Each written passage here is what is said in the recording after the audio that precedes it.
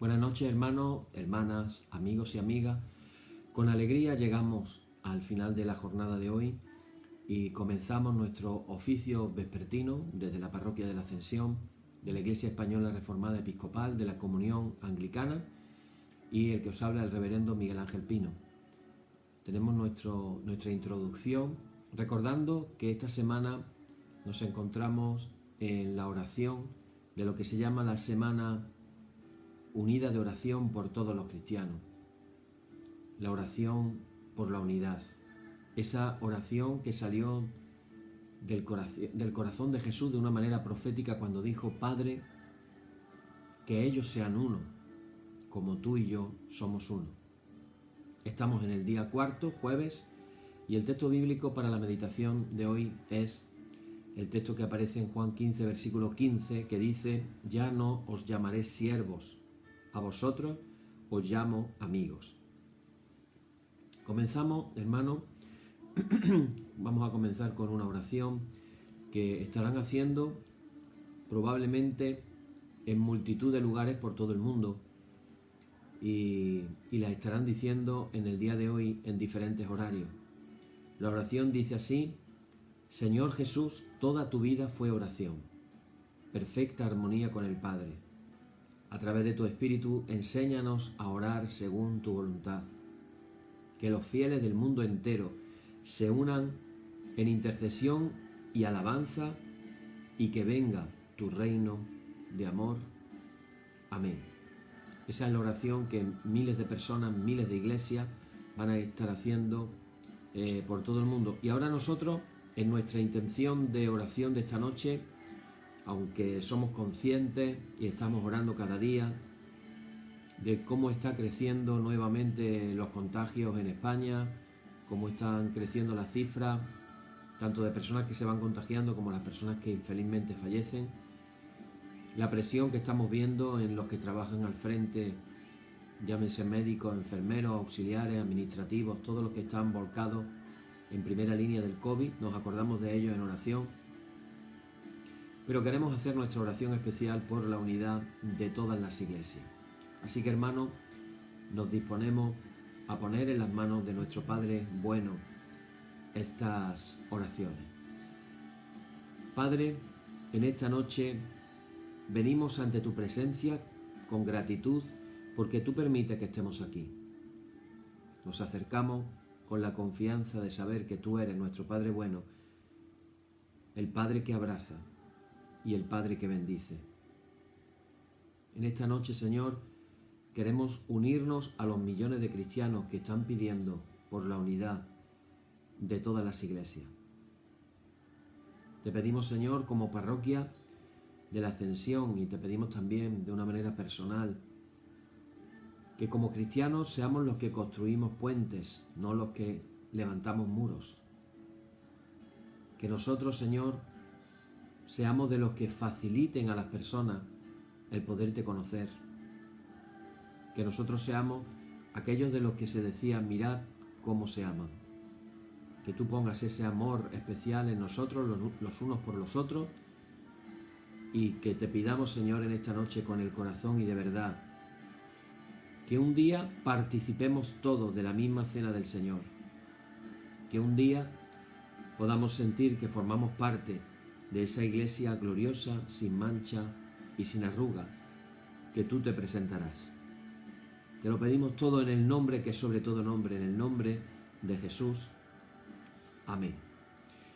Amén, hermanos. Pues así, con esta oración de entrada, comenzamos nuestra liturgia y declaramos diciendo: en el nombre de nuestro Señor Jesucristo, sea luz y paz. Amén.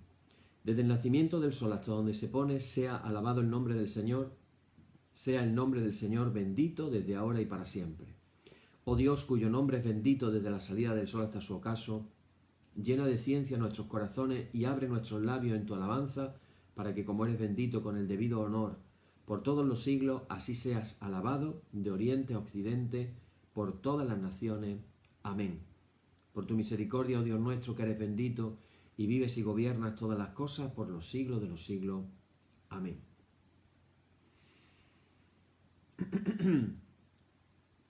Decimos la oración que se está haciendo en las diferentes reuniones por la unidad.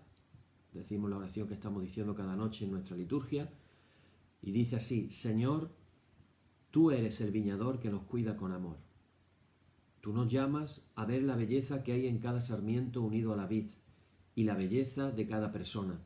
Pero a menudo nosotros tememos la diferencia, nos centramos en nosotros mismos, se desvanece nuestra confianza en ti y la enemistad aumenta entre nosotros. Ven, Señor, y dirige de nuevo nuestros corazones hacia ti. Concédenos vivir de tu perdón para que podamos caminar unidos alabando tu nombre. Amén. Ahora hacemos la letanía de alabanza que dice: tú que nos has llamado para alabarte en esta tierra, gloria a ti. Te alabamos en medio de este mundo y junto con todos los pueblos de la tierra, en medio de la creación y junto con todas las criaturas. Tú que nos has llamado para alabarte en esta tierra, gloria a ti. Te alabamos desde el sufrimiento y las lágrimas, desde nuestras esperanzas y éxitos. Tú que nos has llamado para alabarte en esta tierra, gloria a ti. Te alabamos desde nuestros lugares de conflictos y malentendidos, desde nuestros lugares de encuentro y reconciliación. Tú que nos has llamado para alabarte desde la tierra, gloria a ti. Te alabamos desde nuestras desavenencias y divisiones, desde la vida y la muerte y desde el nacimiento de un cielo y una tierra nueva. Tú que nos has llamado para alabarte desde esta tierra, gloria a ti. Oíd el resumen que nuestro Divino Maestro ha hecho de los mandamientos de Dios. Amarás al Señor tu Dios con todo tu corazón y con toda tu alma y con toda tu mente. Este es el primero y el grande mandamiento. Y el segundo es semejante a este: amarás a tu prójimo como a ti mismo. De estos dos mandamientos pende toda la ley y los profetas. Y a nosotros, discípulos suyos, nos ha dado Jesús un mandamiento nuevo diciendo: este es mi mandamiento, que os améis los unos a los otros como yo os he amado. En esto conocerán todos que sois mis discípulos si tuvierais amor los unos con los otros. Oremos, hermanos. Señor Jesucristo, sin cuya ayuda nada podemos hacer, vive en nosotros y capacítanos con tu gracia para que, llevando mucho fruto, demos gloria al Padre Celestial. Amén. Hermanos muy amados, reconociendo con sinceridad cuán lejos estamos de haber cumplido fielmente la voluntad del Señor, nos humillamos ahora en su presencia. Con un corazón contrito confesamos todas nuestras faltas y transgresiones, seguros de que Él oirá nuestra súplica. Decimos todos juntos: Padre omnipotente y misericordioso, la confusión y la vergüenza no nos deja levantar nuestro rostro en tu presencia. Por eso, con humildad y dolor de corazón, confesamos que nos hemos desviado de tu sendero y, como ovejas perdidas, hemos andado descarriados fuera de tus caminos. Hemos seguido desordenadamente las intenciones y deseos de nuestro propio corazón. Hemos roto tus santos mandamientos. Además de no hacer lo que debíamos, hemos hecho lo que no estaba bien hacer. Por eso, Señor, ten misericordia de nosotros, pobres pecadores. Perdona, oh Dios, a los que confiesan sus culpas, restaura a los que se arrepienten, según tus promesas declaradas a toda la humanidad, en Jesucristo nuestro Señor. Amén.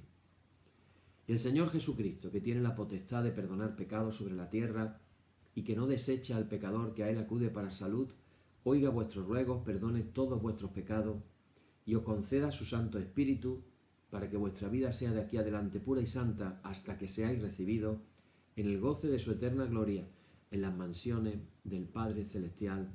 Amén. El Señor sea siempre con vosotros.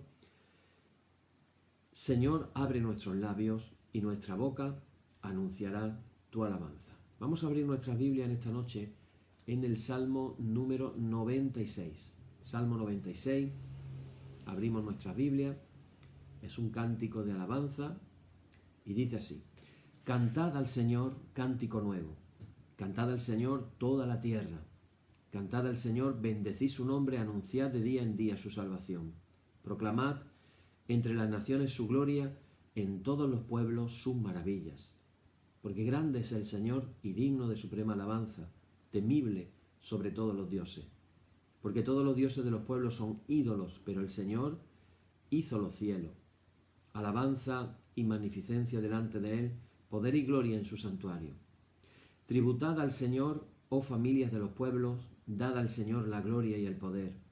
Dad al Señor la honra debida a su nombre, traed ofrendas y venid a sus atrios. Adorad al Señor en la hermosura de su santidad. Temed delante de Él toda la tierra. Decid entre las naciones, el Señor reina. También afirmó el mundo, no será conmovido. Juzgará a los pueblos en justicia. Alégrense los cielos y gócese la tierra, brame el mar y su plenitud. Regocíjese el campo y todo lo que en él está. Entonces todos los árboles del bosque rebosarán de contento. Delante del Señor que vino, porque vino a juzgar a la tierra, juzgará al mundo con justicia y a los pueblos con verdad. Gloria y honor al Padre y al Hijo y al Espíritu Santo, por los siglos de los siglos. Amén.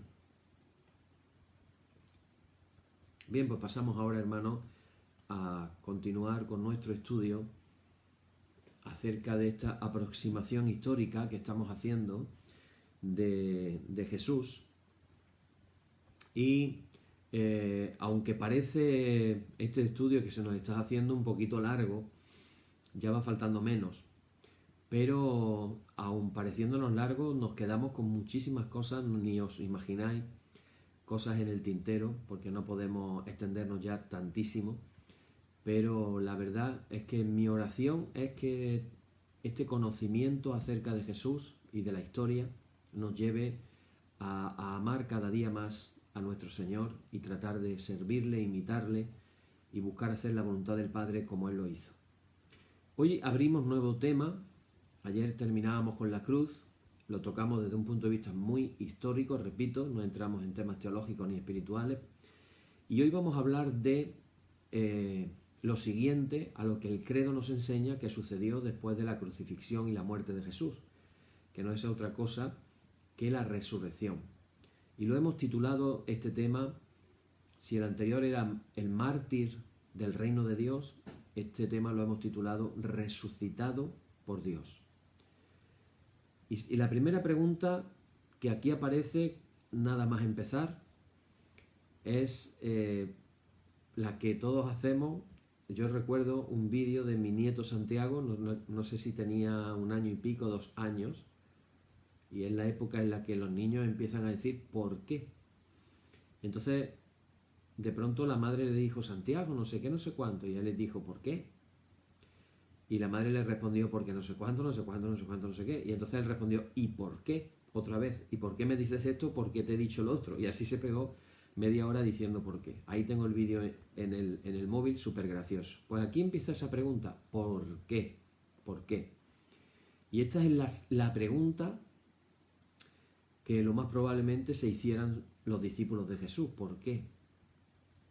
Todo lo que él le había hablado acerca del reino, todo lo que ellos no solamente habían escuchado, habían vivido, no solamente viendo en Jesús, sino recordar que Él envió a 72 de sus discípulos a predicar el Evangelio del Reino, a sanar a los enfermos y a liberar a los endemoniados, diciéndole Jesús, dad gratis lo que gratis habéis recibido.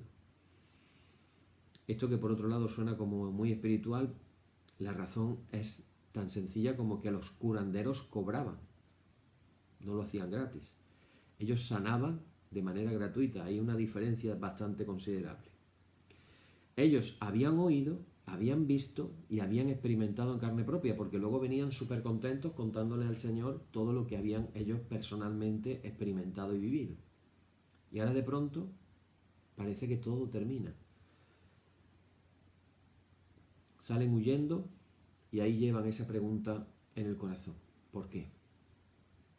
¿Por qué ha abandonado Dios a aquel hombre ejecutado injustamente por defender su causa?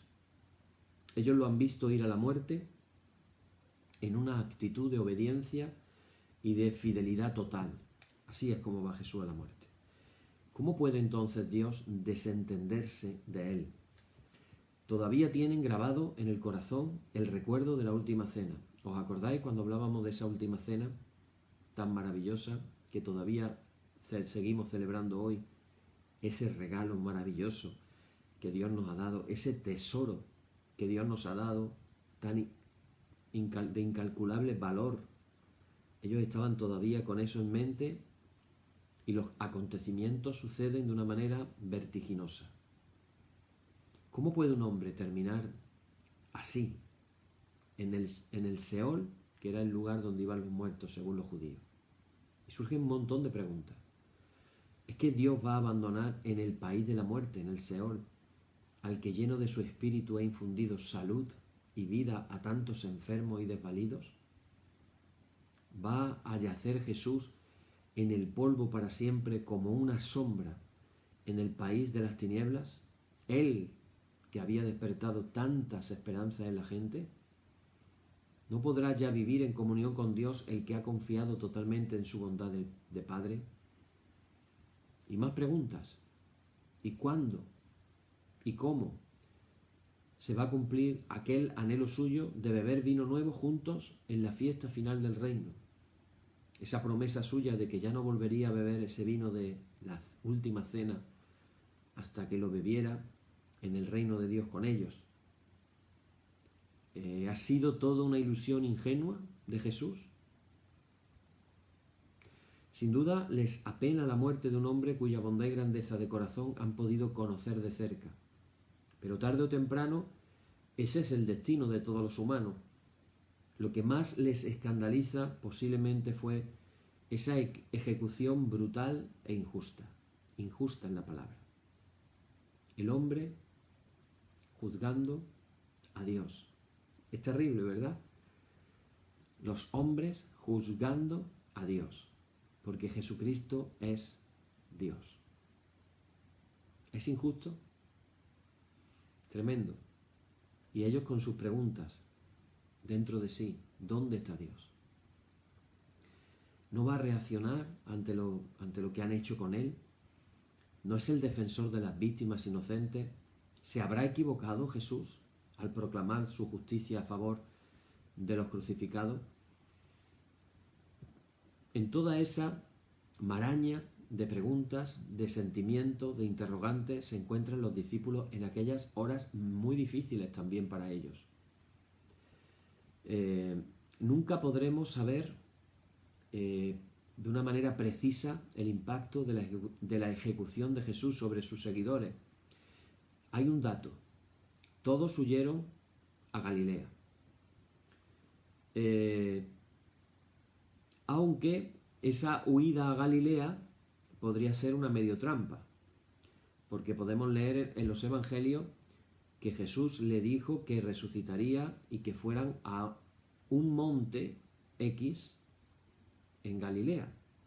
Es decir, era como: me van a matar, voy a morir, voy a resucitar y nos encontramos en el monte en Galilea. Si esto fue así, entonces la cosa cambia también un poquito, de que no fue una huida, sino que era una estrategia. Y ese monte es el monte precisamente en el que termina el Evangelio de Mateo, capítulo 28. Llegaron al monte que Jesús les dijo que fueran. Nos lo explica el Evangelio de Marcos. Y cuando llegan allí, Jesús les da unas últimas palabras: toda potestad me es dada en el cielo y en la tierra, por tanto, id y haced discípulos a las naciones, bautizándolos en el nombre del Padre, del Hijo y del Espíritu Santo, enseñándoles que guarden todas las cosas que yo os he mandado, y he aquí que yo estoy con vosotros todos los días hasta el fin del mundo. Amén. Palabras que le dijo Jesús en ese monte misterioso que no sabemos cuál es, en ese monte al que fueron los discípulos. Hay quienes dicen que huyeron. Si fue así, hay quien pensaría: ¿se frustraron? ¿Se derrumbó la adhesión a Jesús? ¿Murió su fe? Podrían también algunos otros pensar, cuando murió Jesús en la cruz. O, dicen otros más prácticos, se fueron a Galilea para simplemente salvar su vida. Lo cierto es que todo es pura especulación pero no podemos decir nada con seguridad. Solo que esa rápida ejecución de Jesús, en unas horas se decidió todo. Recordar que lo arrestan de madrugada y al día siguiente lo ejecutan, en unas horas nada más. Es cierto que esa rápida ejecución crearía un impacto, un shock sobre ellos, que los volvería en una desesperanza total o incluso una crisis radical. Sería lo más normal. Probablemente, más que hombres sin fe, ahora son unos discípulos desolados que están huyendo del peligro y que están desconcertados ante lo ocurrido. Y mira que Jesús se lo había dicho. Jesús le había dicho: voy a Jerusalén, me van a crucificar, voy a morir, voy a resucitar. Lo dijo en varias ocasiones, lo podemos leer en los evangelios. Sin embargo, y aquí viene el misterio, al poco tiempo de eso también algo sucede difícil de explicar. Porque estos hombres que estaban en Galilea vienen de regreso a Jerusalén, se reúnen en el nombre de Jesús, empiezan a proclamar a todos que ese profeta ajusticiado días antes, por las autoridades del templo y los representantes del imperio, está vivo. Dios lo ha resucitado. Y surge otra pregunta: ¿qué es lo que ha ocurrido para que abandonen la supuesta seguridad de Galilea y ahora se presenten de nuevo en Jerusalén, un lugar realmente peligroso donde pronto serán detenidos y perseguidos por los dirigentes religiosos? Como sucedió, podemos leerlo en el libro de los Hechos.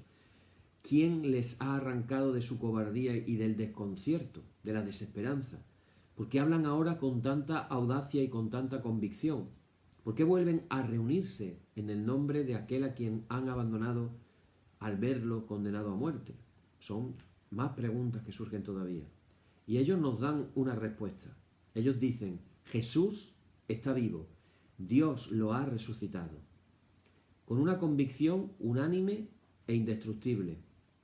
Se puede verificar en todas las tradiciones, en todos los escritos que nos han llegado hasta el día de hoy. ¿Qué es lo que dicen? ¿Qué dicen? Dicen de maneras diferentes, con lenguajes diferentes, pero todos terminan confesando lo mismo. La idea es muy simple. La muerte no ha podido con Jesús. El crucificado está vivo. Dios lo ha resucitado. Los seguidores de Jesús saben que están hablando de algo que supera a todos los humanos. Nadie sabe por experiencia qué es lo que sucede después de la muerte de una manera exacta, y menos aún qué le puede suceder a un muerto si es resucitado por Dios después de su muerte. Sin embargo, muy pronto consiguen condensar en fórmulas sencillas lo que era lo más esencial de su fe para ellos.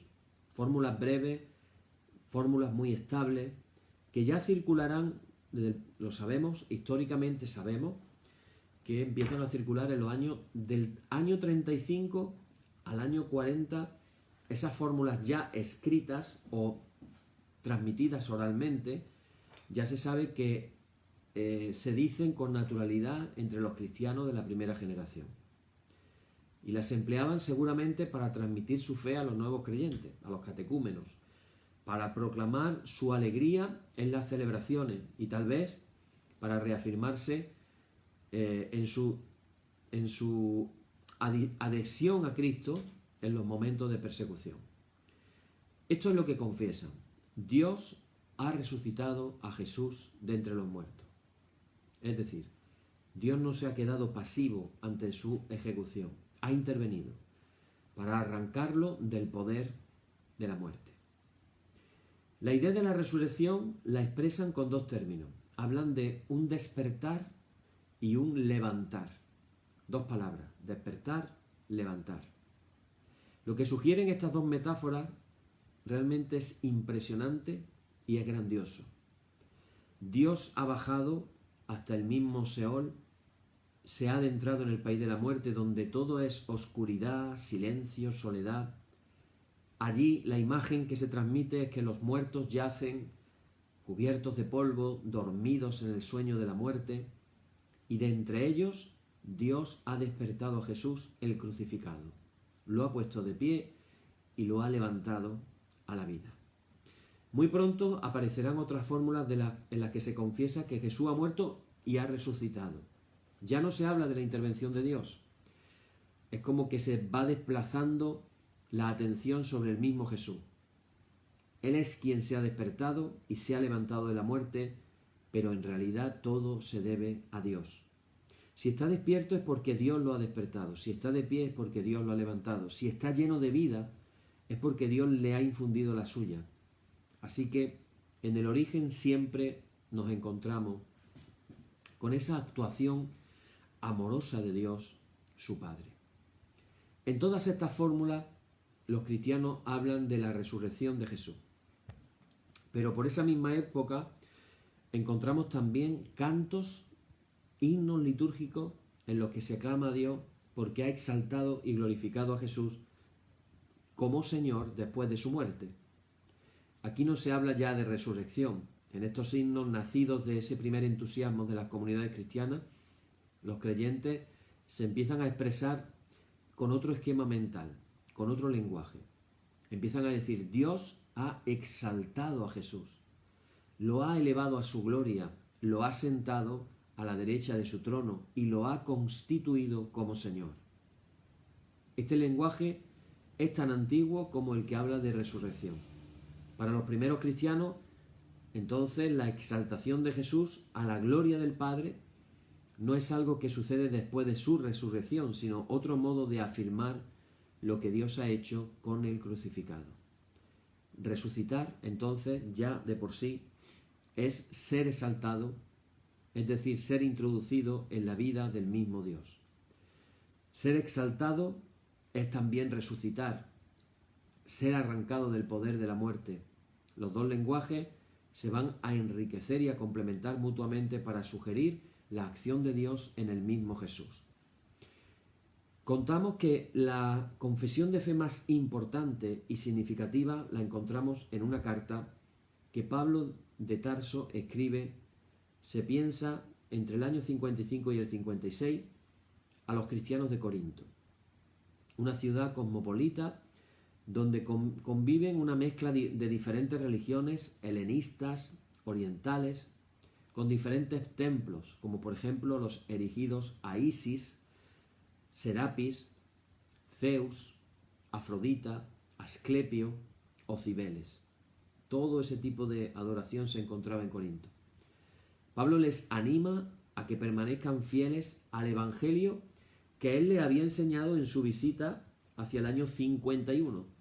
Esa buena noticia es lo que os está salvando.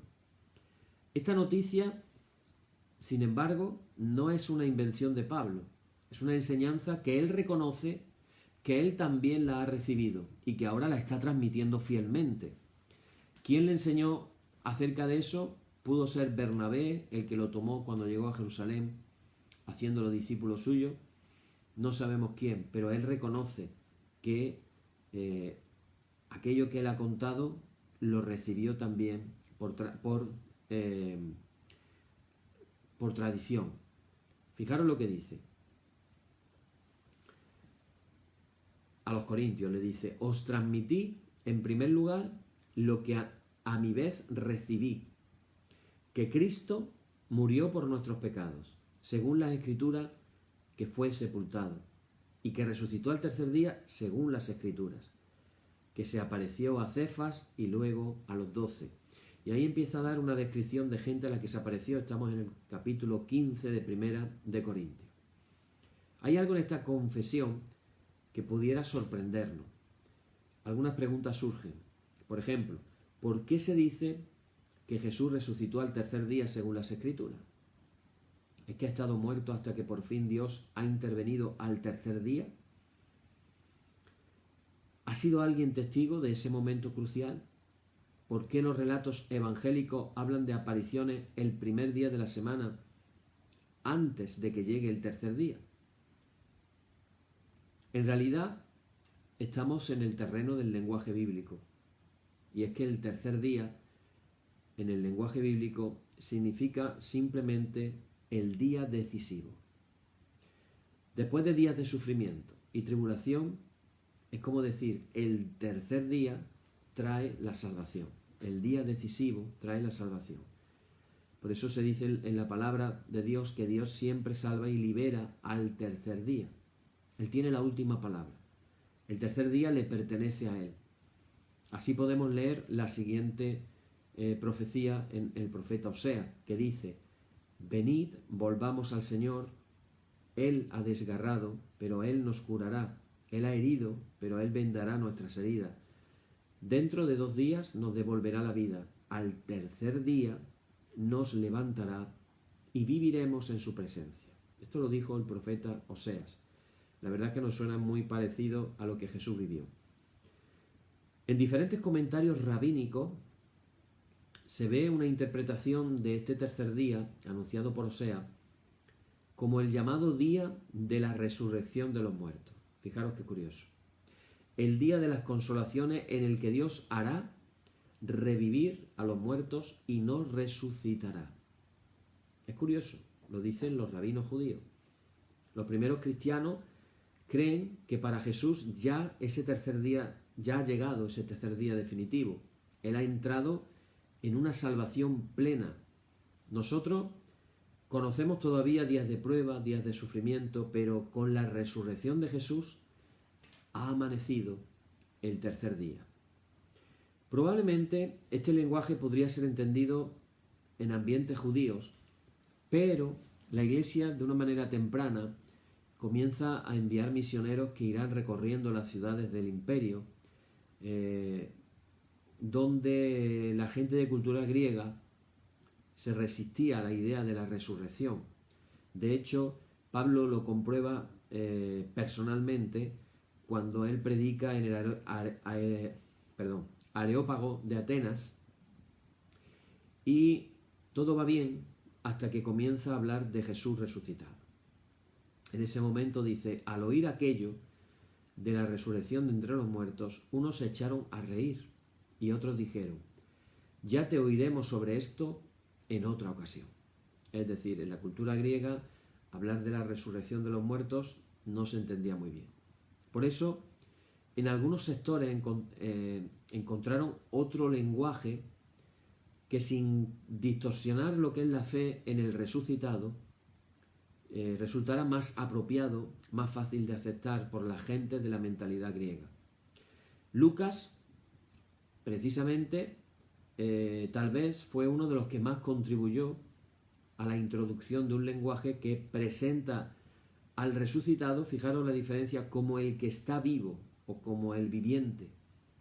Así se les dice en su evangelio a las mujeres que van al sepulcro: ¿por qué buscáis entre los muertos al que está vivo? No dice al resucitado, dice al que está vivo. Años más tarde, en el libro de Apocalipsis, se pone en boca del resucitado unas expresiones de fuerte impacto muy alejadas de las primeras fórmulas de fe. Fijaros, dice: yo soy,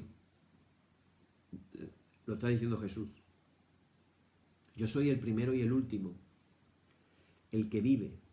Estuve muerto, pero ahora vivo para siempre, y tengo en mi poder las llaves de la muerte y del abismo. Pero esto nos lleva a una pregunta: ¿en qué consiste la resurrección de Jesús? ¿Qué quiere decir eso que los cristianos afirmaban en los primeros tiempos, la primera generación, cuando hablan de que Cristo ha resucitado? ¿Qué entienden por resurrección de Jesús? ¿En qué están pensando? Esto es importante que lo podamos aclarar un poco, porque la resurrección es algo que le ha sucedido a Jesús, algo que se ha producido en el crucificado, ojo, no en la imaginación de los discípulos, no es algo inventado por los discípulos, no es una ilusión, una esperanza, un sueño, un querer seguir con lo que el maestro enseñó y entonces empezaron a imaginar cosas. Es realmente algo que ha sucedido. Y esa era la convicción que todos tenían. La resurrección de Jesús es un hecho real. No es un producto de la fantasía ni resultado de su reflexión. Esto, hermanos, es importante, es trascendental que lo podamos entender, porque estamos escuchando teologías en las que se niega la resurrección física de Jesús, en los que se plantea casi como la imaginación, el anhelo, el deseo de los discípulos, pero no como un hecho real, verdadero. Y esto no tiene nada que ver, porque no es tampoco una manera de decir que de nuevo se ha despertado la fe en Jesús por los discípulos. Es cierto, sí podemos decir que en el corazón de los discípulos, a raíz de la resurrección de Jesús, brota una nueva fe en Jesús más madura, más clara, más convencida. Pero tenemos que tener en cuenta que la resurrección es un hecho anterior, que precede a todo lo que sus seguidores han podido vivir después. Es precisamente el acontecimiento que los ha arrancado de su desconcierto y frustración, transformando de raíz su adhesión a Jesús. Tenemos que aclarar, hermanos y hermanas, que esta resurrección no es un retorno a su vida anterior en la tierra. Esto es un concepto muy importante a tener en cuenta. La resurrección de Jesús no se puede comparar a la que experimentaron, ahora lo comento, a la que experimentaron Lázaro. Jesús no regresa a esta vida biológica que conocemos para morir un día de manera irreversible cuando le tocara morir de mayor. Esa no es la resurrección de Jesús. Y los evangelios nunca sugieren algo así. Porque la resurrección no es simplemente, hablamos de la resurrección de Jesús, no es simplemente la reanimación de un cadáver. Estamos hablando de algo mucho más. De hecho, repito, los cristianos nunca van a confundir, los primeros cristianos, esa resurrección de Jesús con lo que han podido ocurrirles, como nos cuentan los evangelios, a Lázaro, a la hija de Jairo o al joven de Naín. Jesús no vuelve a esta vida, sino que entra, fíjate el matiz, entra definitivamente en la vida de Dios. Una vida liberada donde ya la muerte no tiene ningún poder sobre él. Lo dice Pablo de una manera muy, muy clara, muy contundente. Pablo dice, sabemos que Cristo, una vez resucitado de entre los muertos, no vuelve a morir. La muerte no tiene ya dominio sobre él. Porque cuando murió, murió al pecado de una vez para siempre. Su vivir, en cambio, es un vivir para Dios. Es muy claro, ¿verdad? Sin embargo, cuando nosotros leemos los relatos evangélicos sobre las apariciones de Jesús resucitado, pudiera crearse en nosotros como algo así como una cierta confusión. Según los evangelistas, Jesús puede ser visto, tocado, puede comer, puede subir al cielo hasta quedar ocultado por una nube. Si entendemos estos detalles narrativos de manera material, podría darnos la impresión de que Jesús ha regresado de nuevo a esta tierra para seguir con sus discípulos como en otros tiempos.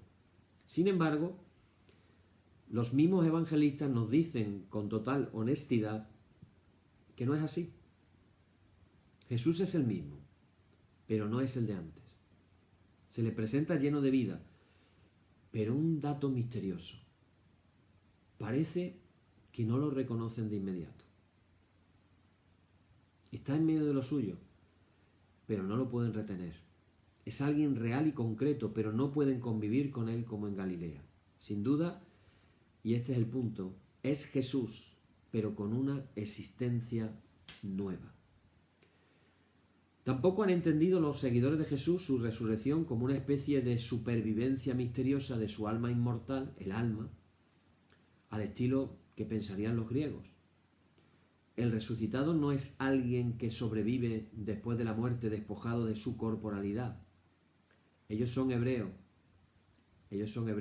con mentalidad de que el cuerpo no es simplemente la parte física o material de una persona, algo que se pueda separar de otra parte espiritual. El cuerpo es toda la persona, tal como ella se siente enraizada en el mundo y conviviendo con los demás. Así que cuando hablan de cuerpo,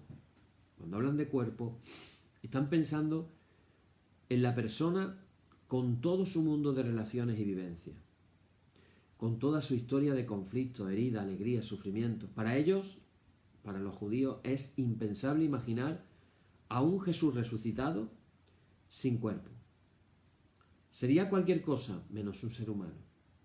Pero naturalmente no están pensando tampoco, y este es un detalle a tener en cuenta, en un cuerpo físico de carne y hueso sometido al poder de la muerte. Ahora hablamos, hermanos y hermanas, de un cuerpo glorioso que recoge y da plenitud a su vida concreta desarrollada en este mundo. Así que cuando Dios resucita a Jesús, resucita su vida terrena, marcada por su entrega al reino de Dios, por sus gestos de bondad hacia los pequeños, su juventud truncada de manera tan violenta, sus luchas, conflictos, su obediencia hasta la muerte. Jesús, en definitiva, hermanos y hermanas, resucita con un cuerpo que recoge y da plenitud a la totalidad de su vida terrena. Ahí está el misterio de Dios. Jesús, hombre, Jesús Dios, verdaderamente hombre.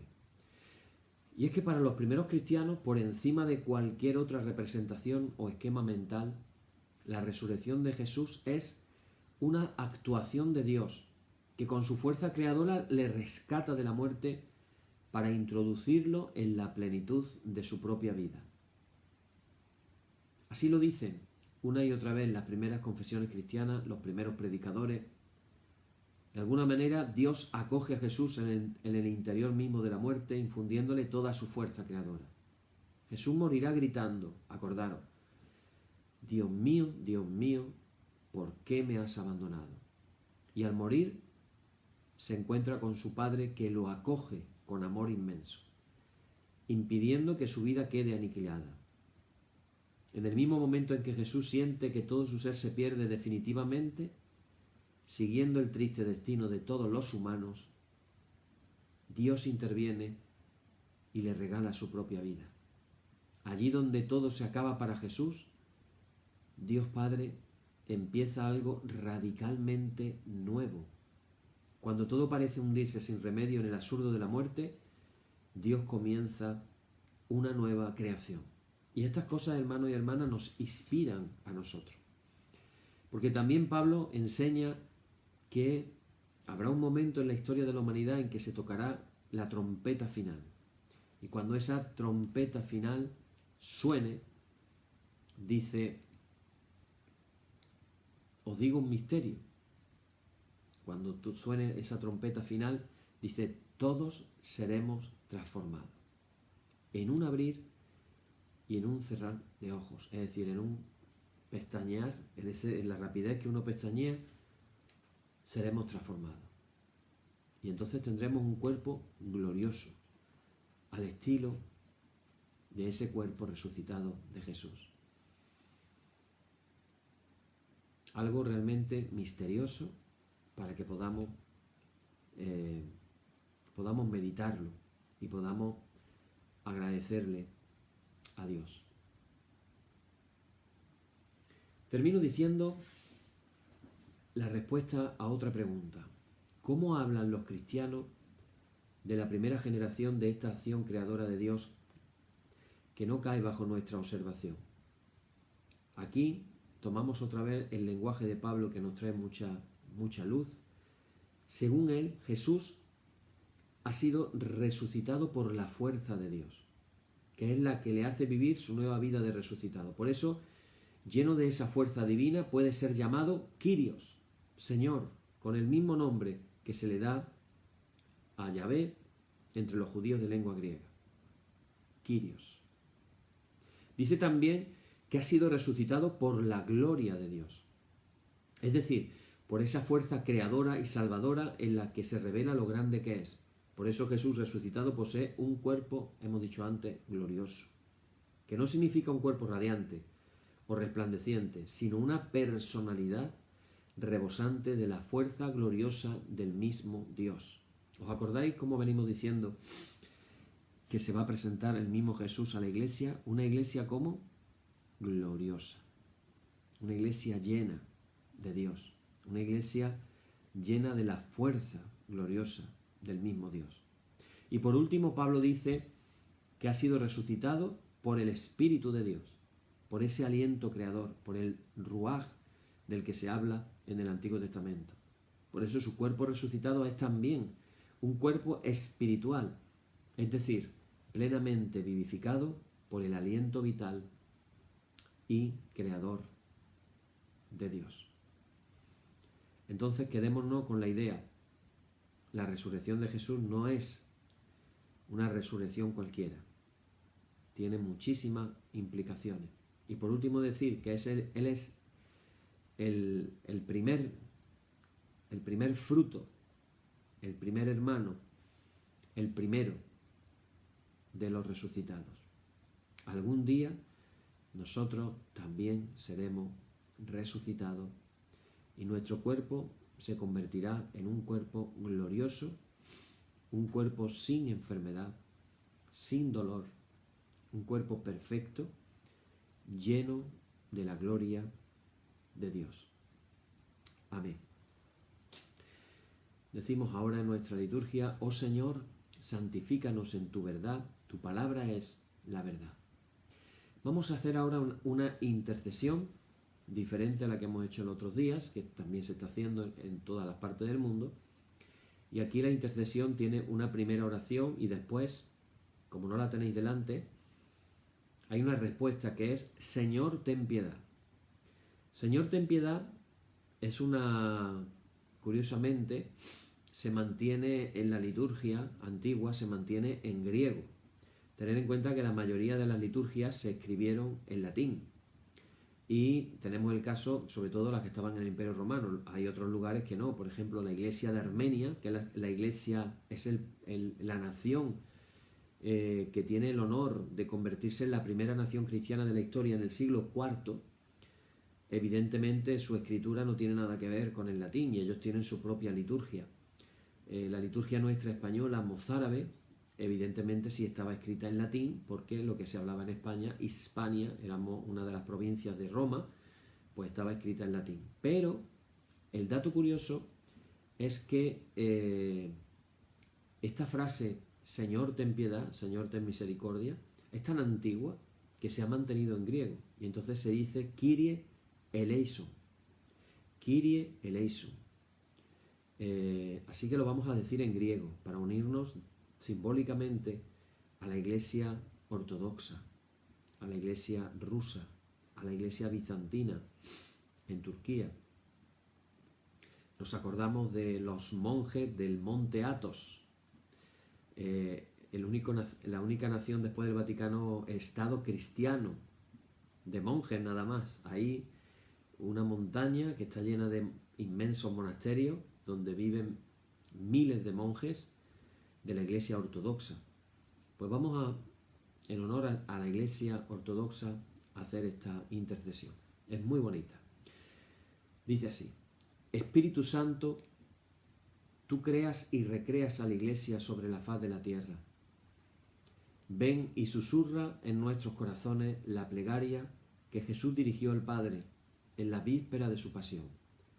Que todos sean uno para que el mundo crea. Kyrie eleison. Señor Jesús, príncipe de paz, enciende el fuego de tu amor en nosotros para que cesen en la iglesia la desconfianza, el desprecio y los malos entendidos.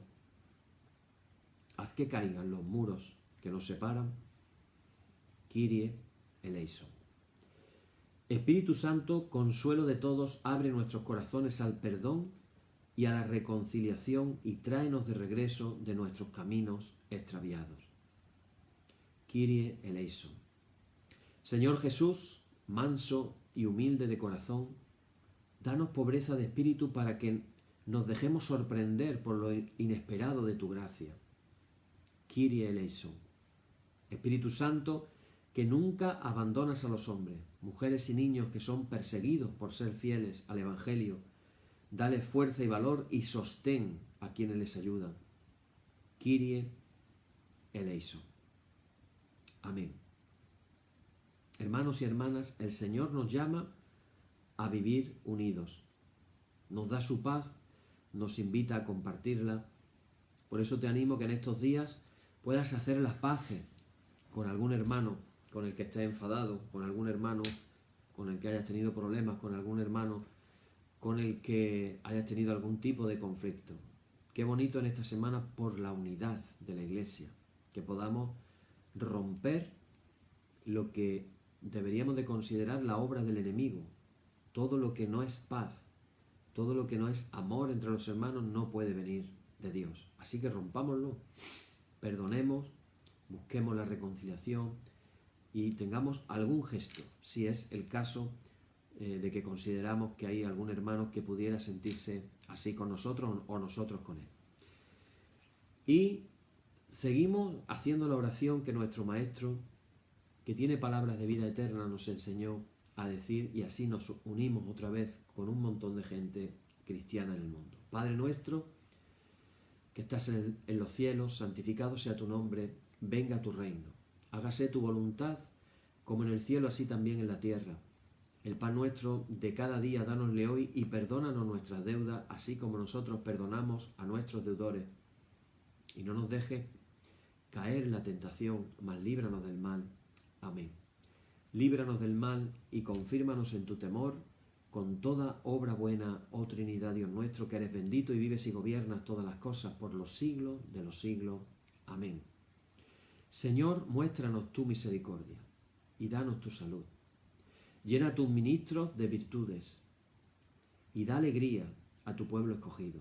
Acuérdate siempre de esta congregación y de todas las congregaciones del mundo que tú has poseído desde el principio.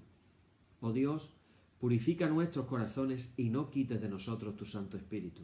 Por la tarde, de mañana y al mediodía justo es, oh Señor, que te alabemos. Señor Dios omnipotente, que de la tarde, la mañana y el mediodía has hecho un día solo y has mandado al sol que conozca su ocaso, abre, te rogamos, las tinieblas de nuestros corazones y brillando tú en ellos, te conozcamos como Dios verdadero y luz eterna. Amén. Por tu misericordia, oh Dios nuestro, que eres bendito y vives y gobiernas todas las cosas por los siglos de los siglos. Amén. Hermanos y hermanas, en el nombre de nuestro Señor Jesucristo, terminemos con paz. Gracias sean dadas a Dios. Amén. Y la paz que al subir a los cielos dejó Jesús a sus discípulos, sea siempre con vosotros en toda su plenitud. Y la bendición de Dios el Padre Omnipotente, y del Hijo y del Espíritu Santo descienda sobre vosotros y more en vosotros eternamente. Amén. Bien, hermanos, pues quedamos así despedidos en esta noche. Mañana continuaremos con el tema. Mantengámonos en oración esta semana de manera especial, pidiendo por la unidad de todas las iglesias. Con la ilusión, con la esperanza de que siempre, siempre, siempre Dios cumplirá lo que nos ha prometido. Que se presentará una iglesia gloriosa, sin mancha, sin arruga, ni cosa semejante. Amén. Que el Señor los bendiga. Hasta mañana.